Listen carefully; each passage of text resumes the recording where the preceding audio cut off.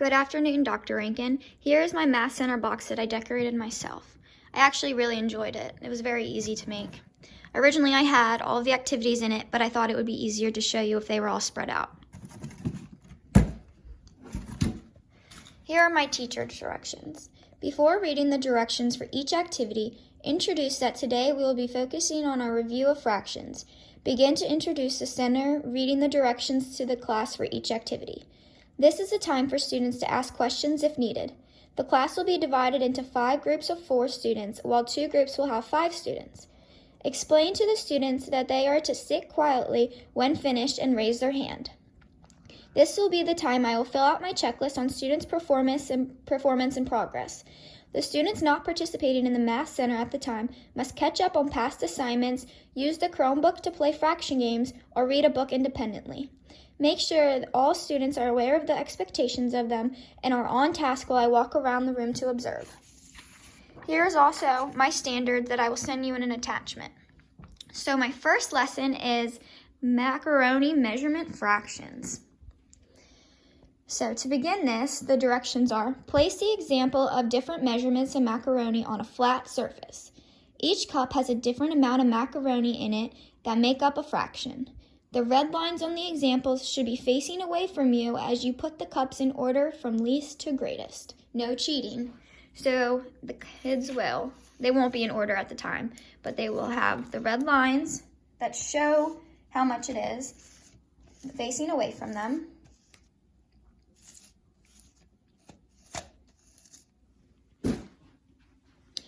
Using the example in front of you, try matching each amount of macaroni as the cup in front of you. So each student will have an extra cup that is empty, where they will use the measuring cups and macaroni to try to get the exact same amount that is in the cup in front of them without looking at the red line that has the answer on it. After the cups are all full, the note cards in the plastic bag are to match them to the cups with the same measurement. So for example, the lowest amount we have is 1/4, and the highest amount we have is 1 cup. The students are to use the rest of the index cards to place where they go and match according to the measurements in each cup. At this time, you may turn the cups around so you can see the red lines and to see if your note cards match the measurement in the cup. Once you are done, I will come around to see how well you understood this activity. Please sit quietly while I finish checking your progress in this activity before you are allowed to switch. This is how I'm going to check their progress. I'm just going to do a check mark in each of these columns. Their name will go down this line. There's 22 students. And I will just check to see if they understood the correct measurement of each cup. My next activity is scoops of fractions. This took a lot of time for me to make, but I really liked it. So the directions are: take all pieces out of the plastic bag, lay out the cones at the bottom of the table, and lay out the scoops at the top of the table. So in this plastic bag, there is scoops and ice cream cones that have 1/4, 1/3, 1/2, 3/4, 2/3, and 1/5 on them. And the students are to stack up the amount of fractions that equal 1/4, which is 2/8, 1/3, which is 2/6, 1/2, which is 2/4, and so on. Once you are finished stacking your ice cream cones, please raise your hand and sit quietly while I come around to check your answers. Do not switch activities until I have checked your work. So this is going to be my check mark.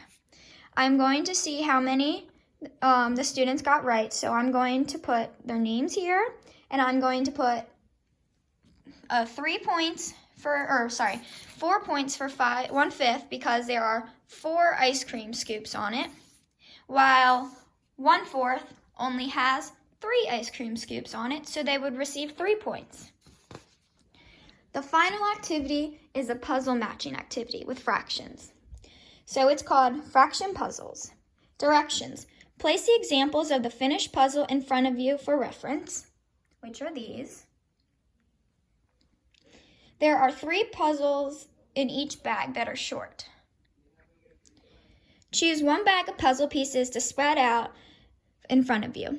Match the pieces together that represent the same value. For example, place 1/2 with puzzle pieces that also indicate 1/2. Once you have completed the puzzle, sit quietly and raise your hand. I will come around to check your puzzles before you are allowed to build another puzzle or switch activities.